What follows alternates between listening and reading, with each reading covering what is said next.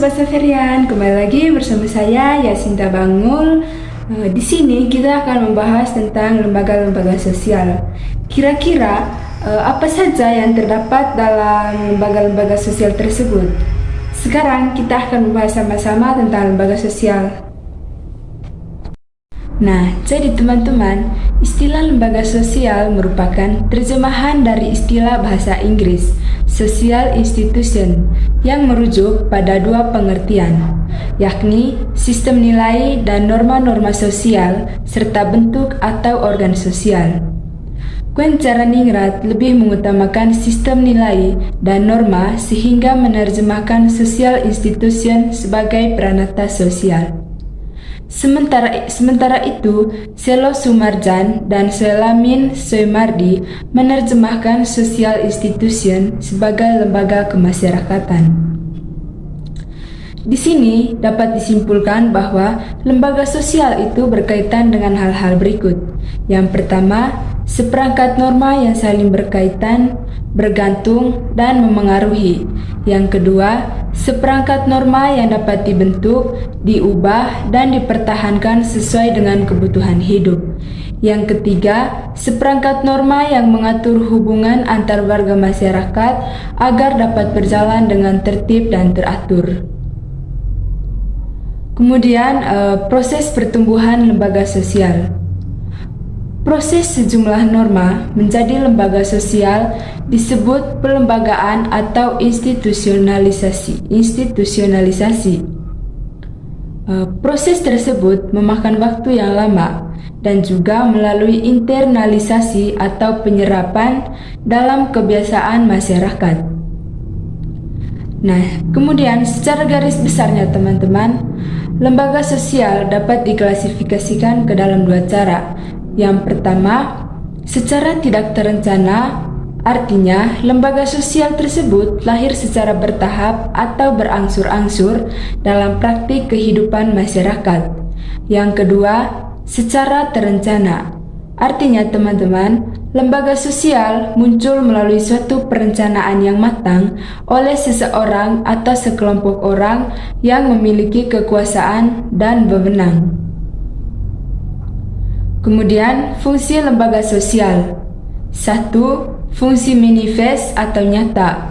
Fungsi manifest atau nyata adalah fungsi lembaga sosial yang disadari dan menjadi harapan banyak orang.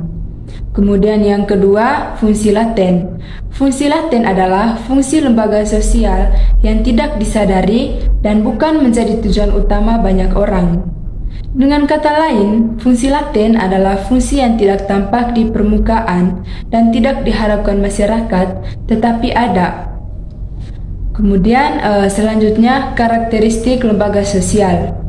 Yang pertama, memiliki simbol sendiri. Yang kedua, memiliki tata tertib dan tradisi. Yang ketiga, usianya lebih lama. Yang keempat, memiliki alat kelengkapan. Yang kelima, memiliki ideologi. Dan yang keenam, memiliki tingkat kekebalan atau daya tahan. Berikutnya, tipe-tipe lembaga sosial menurut John Lewis Gillen dan John Philip Gillen. Tipe lembaga sosial dapat diklasifikasikan sebagai berikut. Yang pertama, berdasarkan sudut perkembangannya. 1. Kreskaif institution, yaitu lembaga sosial yang secara tidak sengaja tumbuh dari adat istiadat masyarakat. Yang kedua, enacted institution, yaitu lembaga sosial yang sengaja dibentuk untuk mencapai tujuan tertentu. Kemudian yang kedua, berdasarkan sudut sistem nilai yang diterima oleh masyarakat. 1. Basic institution, yaitu lembaga sosial yang penting untuk memelihara dan mempertahankan tata tertib dalam masyarakat. Yang kedua, subsidiary institution, yaitu lembaga sosial yang berkaitan dengan hal yang dianggap oleh masyarakat kurang penting, seperti rekreasi. Kemudian yang ketiga, berdasarkan sudut penerimaan masyarakat. 1. A-profit dan sentient institution, yaitu lembaga sosial yang diterima oleh masyarakat. 2. unsanctioned institution, yaitu lembaga sosial yang ditolak masyarakat meskipun masyarakat tidak mampu memberantasnya karena alasan tertentu. Kemudian yang keempat, berdasarkan sudut penyebarannya. 1. General institution, yaitu lembaga sosial yang dikenal dan diterima oleh sebagian besar masyarakat dunia. Yang kedua, restricted institution, yaitu lembaga sosial yang hanya dikenal oleh masyarakat tertentu. Kemudian yang kelima, berdasarkan sudut fungsinya. Terdiri atas 1. Operative institution, yaitu lembaga sosial yang berfungsi menghimpun pola-pola atau cara-cara yang diperlukan untuk mencapai tujuan dari masyarakat yang bersangkutan. Yang kedua, regulative institution, yaitu lembaga sosial yang bertujuan mengawasi adat istiadat atau tata kelakuan yang ada dalam masyarakat. Jenis-jenis lembaga sosial. A. Lembaga keluarga. Keluarga merupakan unit sosial terkecil yang terdiri atas ayah, ibu, dan anak. Dalam kehidupan di masyarakat, kita mengenal 3 macam keluarga, yaitu yang pertama, keluarga inti atau keluarga bati, soma, nuclear family, yang terdiri dari ayah, ibu, dan anak-anak yang belum menikah. Kemudian yang kedua, keluarga besar atau extended family, merupakan ikatan keluarga dalam satu turunan yang terdiri atas kakek, nenek, ipar, paman, anak, cucu, dan sebagainya. Yang ketiga, keluarga poligamus, terdiri dari beberapa keluarga inti yang dipimpin oleh seorang kepala keluarga. Kemudian, proses terbentuknya keluarga. Pada umumnya, keluarga ini terbentuk melalui perkawinan yang sah menurut agama, adat, atau pemerintah dengan proses seperti di bawah ini. 1. Diawali dengan adanya interaksi antara pria dan wanita. 2. Interaksi dilakukan berulang-ulang, lalu menjadi hubungan sosial yang lebih intim, kemudian terjadi proses perkawinan. 3. Setelah terjadi perkawinan, terbentuklah keturunan, kemudian terbentuklah juga keluarga inti. Tujuan perkawinan teman-teman, yang pertama untuk mendapatkan keturunan, yang kedua untuk meningkatkan derajat dan status sosial seseorang, baik pria maupun wanita. Yang ketiga, mendekatkan kembali hubungan kerabat yang sudah renggang. Yang keempat, agar harta warisan tidak jatuh ke tangan orang lain. Nah, jadi manfaat atau hikmah perkawinan, yang pertama, terpeliharanya kehormatan. Yang kedua, menghubungkan tali persaudaraan dan memperbanyak keluarga. Yang ketiga, membentuk keluarga dan masyarakat sejahtera. Bentuk-bentuk perkawinan. A. Menurut jumlah suami atau istri. Yang pertama, monogami. Mono berarti 1, gamos berarti kawin. Berarti kesimpulannya itu perkawinan antara 1 orang laki-laki dan 1 orang wanita. Kemudian yang kedua, poligami. Poli berarti banyak, yaitu perkawinan antara 1 orang laki-laki atau wanita dan lebih dari 1 wanita atau laki-laki. Dengan kata lain, poligami itu berarti beristri atau bersuami lebih dari 1 orang. Poligami sendiri dibagi menjadi 2, yaitu poligini, yang artinya seorang laki-laki beristri lebih dari 1 orang wanita. Nah, dalam poligini sendiri juga dibagi menjadi 2 lagi, yaitu poligini sororat bila para istrinya beradik kakak. Yang kedua, poligini non sororat bila para istrinya bukan beradik kakak. Kemudian B. Poliandri, yaitu seorang wanita bersuami lebih dari 1 orang laki-laki. Poliandri dibagi menjadi 2. Yang pertama, poliandri fraternal, bila para suami beradik kakak. Yang kedua, poliandri non fraternal, bila para suaminya bukan beradik kakak. Nah, kemudian menurut asal suami atau istri. Yang pertama, endogami. Endogami ialah perkawinan di lingkungan sendiri, misalnya dalam satu klan, etnis atau kerabat. Yang kedua, eksogami. Eksogami ialah perkawinan yang dilakukan di luar lingkungan keluarga sendiri. Kemudian menurut hubungan kekerabatan. Yang pertama, cross cousin atau sepupu silang, yaitu perkawinan antara saudara sepupu. Kemudian yang kedua, parallel cousin atau sepupu sejajar, yaitu perkawinan antara pria dan wanita di mana ayah atau ibu mereka itu bersaudara. Kemudian menurut pembayaran mas kawin. Pada masyarakat tertentu, sebuah perkawinan baru direstui oleh pihak keluarga wanita setelah keluarga pria menyerahkan mahar atau mas kawin sebagai tanda kesungguhan. Atau misalnya di Manggarai itu biasa disebut dengan belis. Nah, mas kawin sering diartikan sebagai uang pembeli atau ganti rugi kepada orang tua si gadis yang telah membesarkannya. Pola menetap sesudah perkawinan. Yang pertama, patrilokal atau virilokal, yaitu pasangan suami istri bertempat tinggal di sekitar pusat kediaman kerabat suami. Yang kedua, matrilokal atau otorilokal, yaitu pasangan suami istri bertempat tinggal di sekitar kerabat istri.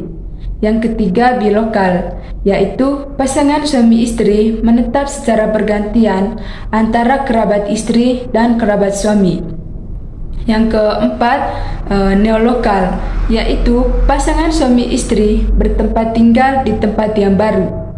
Yang kelima, avunkulokal, yaitu pasangan suami istri menetap di rumah saudara laki-laki ibu atau paman dari pihak suami. Yang keenam, natalokal, yaitu suami dan istri tidak tinggal di tempat yang sama, tetapi tinggal di tempat kelahirannya masing-masing dan hanya bertemu untuk waktu yang relatif pendek. Yang ketujuh, utrolokal, yaitu pasangan suami istri bebas menentukan tempat tinggalnya. Kemudian yang kedelapan, common lokal, yaitu pasangan suami istri bertempat tinggal dalam kelompok yang terdiri dari orang tua kedua belah pihak. Nah, kemudian teman-teman fungsi keluarga. 1. Fungsi reproduksi. 2. Fungsi sosialisasi. 3. Fungsi afeksi atau kasih sayang. 4. Fungsi ekonomi. 5. Fungsi pengawasan sosial. 6. Fungsi proteksi atau perlindungan. 7. Fungsi pemberian status susunan keluarga. Yang pertama, bentuk keluarga bilateral. Keluarga bilateral atau cognatic descent menghitung hubungan keluarga melalui pihak ayah maupun ibu. Beberapa sistem bilateral diantaranya. Yang pertama, prinsip ambilineal, yaitu menghitung garis kekerabatan terkadang melalui pihak ayah atau melalui pihak ibu. Kemudian prinsip konsentris, yaitu menghitung garis keluarga sampai suatu jumlah tertentu. Kemudian berikutnya prinsip primogenitur, yaitu menghitung garis keluarga melalui ayah atau ibu yang usianya tertua saja. Yang berikut prinsip ultimogenitur, yaitu menghitung garis keluarga melalui ayah atau ibu yang usianya termuda saja atau biasa disebut dengan bungsu. Kemudian bentuk keluarga unilateral atau unilineal. Keluarga unilateral menghitung garis keluarga dari satu pihak saja, yaitu dari garis ayah atau ibu. Dari garis ayah disebut patrilineal, sedangkan dari garis ibu disebut matrilineal. Unsur lembaga keluarga. 1. Pola perilaku. Terdapat afeksi, kesetiaan, tanggung jawab, rasa hormat, dan kepatuhan. 2. Budaya simbolis. Terdapat mas kawin, cincin kawin, busana pengantin, dan upacara. 3. Budaya manfaat. Terdapat rumah, apartemen, alat rumah tangga, dan kendaraan. 4. Kode spesialisasi. Terdapat izin kawin, kehendak, keturunan, hukum perkawinan. Yang kelima, ideologi. Terdapat cinta, kasih sayang, keterbukaan, familisme, dan individualisme. Kemudian yang berikutnya itu lembaga pendidikan. Fungsi lembaga pendidikan. 1. Fungsi manifest atau nyata. Kemudian dalam fungsi manifest terdapat mempersiapkan anggota masyarakat untuk mencari nafkah. Kemudian mengembangkan bakat perseorangan. Yang ketiga, melestarikan kebudayaan. Dan yang keempat, menanamkan keterampilan. Kemudian fungsi laten atau tidak disadari. Terdapat mengurangi pengendalian orang tua, menyediakan sarana untuk pembangkangan, mempertahankan sistem kelas sosial, memperpanjang masa remaja. Nah, jadi selain fungsi-fungsi tersebut, menurut David Popenoe tahun 1971 ada empat macam fungsi pendidikan. Yang pertama, transmisi atau pemindahan, kebudayaan masyarakat. Yang kedua, memilih dan mengajarkan peran sosial. Yang ketiga, sekolah mengajarkan corak kepribadian. Dan yang keempat, sumber inovasi baru.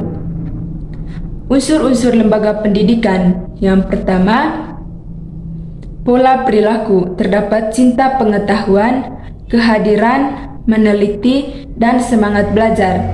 Yang kedua, budaya simbolis. Terdapat seragam sekolah, maskot, lagu-lagu sekolah, dan logo. Yang ketiga, budaya manfaat. Terdapat kelas, perpustakaan, dan buku.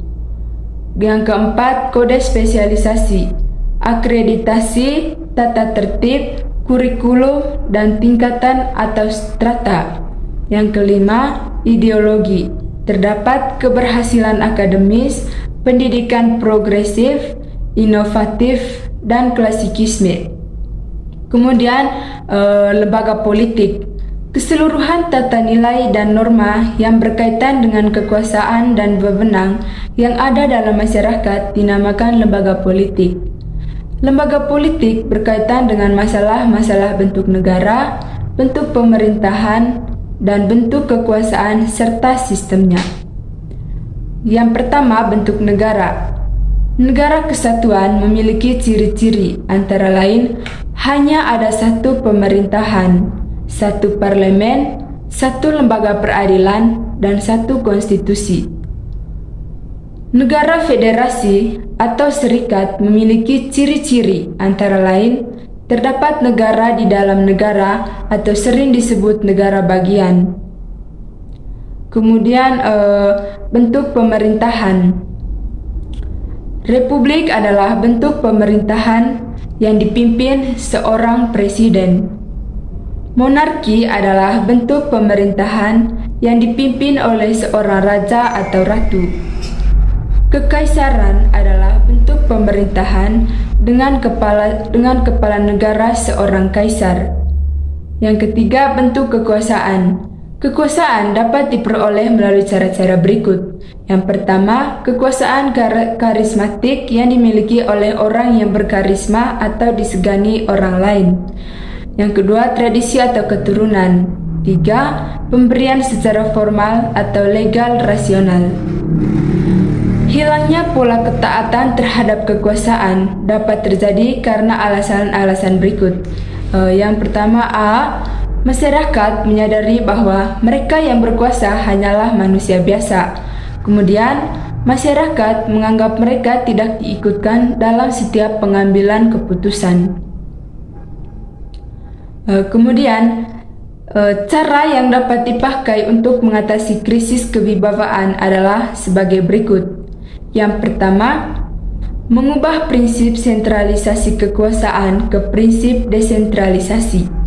Yang kedua, prinsip-prinsip menghindari disintegrasi. Yang ketiga, koordinasi terpadu dari pimpinan yang berwenang. Dan yang keempat, tidak mengulangi cara lama. Fungsi lembaga politik, teman-teman, terdapat memelihara ketertiban di dalam atau internal order. Yang kedua, menjaga keamanan di luar. Yang ketiga, mengusahakan kesejahteraan umum. Yang keempat, mengatur proses politik. Unsur-unsur lembaga politik. Yang pertama, pola perilaku. Terdapat loyalitas, kepatuhan, subordinasi, kerjasama, dan konsensus. Yang kedua, budaya simbolis. Terdapat bendera, materi, maskot, dan lagu kebangsaan. Yang ketiga, budaya manfaat. Terdapat gedung, persenjataan, pekerjaan pemerintah, blanko, dan formulir. Yang keempat, kode spesialisasi. Terdapat program, konstitusi, traktat, dan hukum. Yang kelima, ideologi. Terdapat nasionalisme, hak rakyat, demokrasi, dan republik atau monarki. Kemudian lembaga ekonomi. Menurut Kornblum pada tahun 1988, penelitian terhadap institusi ekonomi difokuskan pada pokok bahasan pasar dan pembagian kerja. Interaksi antara pemerintah dan institusi ekonomi dapat perubahan pekerjaan. Pola-pola politik ekonomi. Yang pertama, pola feodalisme, yaitu seperangkat lembaga politik dan ekonomi yang menempatkan pemilik tanah atau raja dan prajurit-prajurit yang menjaga keamanan sebagai pelindung warga, harta benda, dan hak penggunaan tanah. Kemudian, sistem merkantilisme, yaitu sistem perekonomian yang menempatkan negara sebagai pihak yang bertanggung jawab, mengendalikan, dan mengarahkan segenap kegiatan ekonomi. Yang berikutnya, sistem kapitalisme, yaitu reaksi dari sistem merkantilisme. Sistem kapitalisme memberikan kebebasan kepada pemilik modal untuk mengembangkan usahanya dan mendapatkan keuntungan sebesar-besarnya. Yang keempat, sistem komunisme, yaitu suatu saham yang menempatkan partai tunggal atau diktator sebagai wakil rakyat yang memerintah atas nama rakyat. Kemudian yang kelima, sistem sosialisme, yaitu sistem yang bertujuan merombak masyarakat ke arah persamaan hak dan pembatasan hak milik untuk menciptakan kesejahteraan masyarakat. Nah, tujuan dan fungsi lembaga ekonomi. Yang pertama, memberi pedoman untuk mendapatkan bahan pangan. Yang kedua, memberikan pedoman untuk melakukan pertukaran barang atau barter. Yang ketiga, memberikan pedoman tentang harga jual beli. Yang keempat, memberikan pedoman untuk menggunakan tenaga kerja. Yang kelima, memberikan pedoman tentang cara pengupahan. Dan yang keenam, memberikan pedoman tentang cara pemutusan hubungan kerja. Yang terakhir, memberikan identitas diri bagi masyarakat sosial. Nah, struktur lembaga ekonomi. Terdapat sektor agraris meliputi kegiatan pertanian seperti sawah, perladangan, perikanan, dan peternakan. Sektor industri ditandai dengan kegiatan produksi barang. Sektor perdagangan merupakan aktivitas penyaluran barang dari produsen ke konsumen. Unsur-unsur lembaga ekonomi. Yang pertama, pola perilaku. Terdapat efisiensi, penghematan, profesional, dan mencari keuntungan. Yang kedua, budaya simbolis. Terdapat merek dagang, hak paten, slogan, dan lagu komersial. Yang ketiga, budaya manfaat. Terdapat toko, pabrik, pasar, kantor, blanko, dan formulir. Yang keempat, kode spesialisasi. Terdapat kontrak, lisensi, hak monopoli, dan akte perusahaan. Yang kelima, ideologi. Terdapat liberalisme, tanggung jawab, manajerial, kebebasan berusaha, dan hak buruh. Kemudian yang berikutnya, lembaga agama. Dalam hal ini, agama diartikan dengan istilah religion. Menurut Durkheim tahun 1966, agama adalah suatu sistem terpadu yang terdiri atas kepercayaan dan praktik yang berhubungan dengan hal yang suci atau sakral. Kepercayaan dan praktik tersebut mempersatukan semua orang yang beriman ke dalam satu komunitas yang dinamakan umat. Durkheim menjelaskan bahwa semua agama membagi semua benda yang ada di bumi ini, baik yang berwujud nyata maupun ideal, ke dalam dua kelompok yang saling bertentangan, yaitu hal yang bersifat profan dan suci atau sacred, atau duniawi dan ilahi. Kemudian fungsi agama. Menurut Durkheim tahun 1966, fungsi agama yaitu untuk menggerakkan dan membantu kita untuk hidup.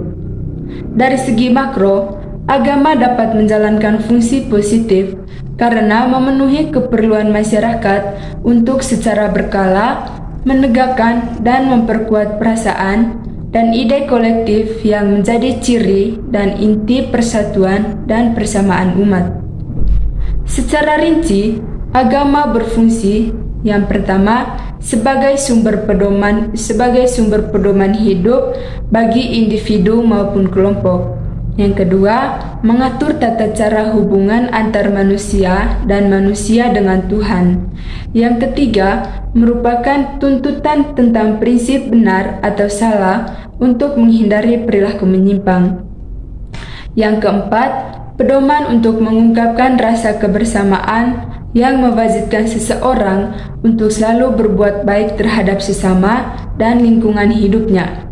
Dan yang kelima, pedoman perasaan keyakinan atau confidence. Yang keenam, pedoman keberadaan existence. Yang ketujuh, pengungkapan keindahan atau estetika. Yang kedelapan, pedoman rekreasi dan hiburan. Kemudian yang terakhir, yang kesembilan, memberikan identitas. Unsur lembaga agama menurut Leigh Keller dan Calhoun tahun 1989. Unsur-unsur dasar agama terdapat kepercayaan, praktik keagamaan, simbol keagamaan, umat, dan pengalaman keagamaan.